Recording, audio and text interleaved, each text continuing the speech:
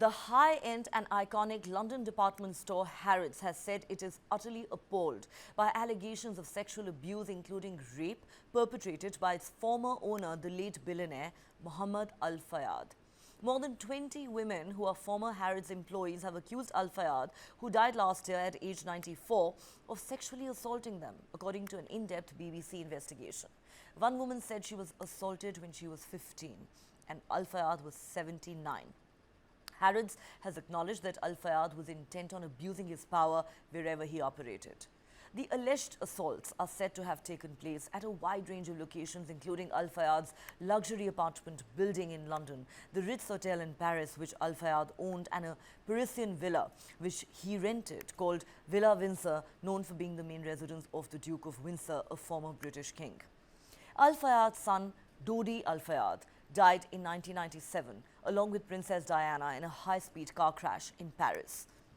Numerous women interviewed in the BBC investigation have described instances of being invited to an apartment block owned by Al-Fayed after finishing late shifts at Harrods.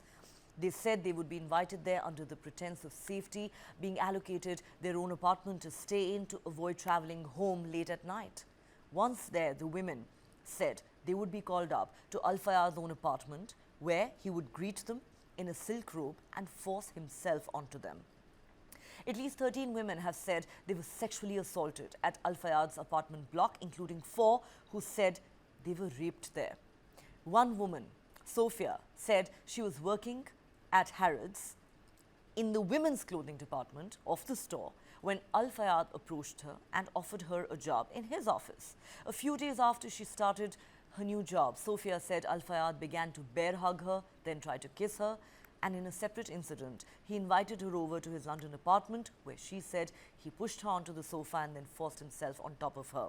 Sophia says it was a horrible, horrible nightmare. It was really hard to get out of. I can't explain how it ground me down every single day. Many of the women who were allegedly assaulted by Al-Fayed also said they worked on the Harrods shop floor before being approached by the chairman. One woman said, "We all stood and watched each other walk through that door, thinking, 'You poor girl, it's you today,' and feeling utterly powerless to stop it." This woman says she was 16 years old when she was assaulted by Al-Fayed. Another woman told the BBC she was assaulted by Al-Fayed in the boardroom of Harrods in May 2008 when she was 15 years old. She reported the matter to the police, but charges were never brought against Al-Fayed. He denied the allegations.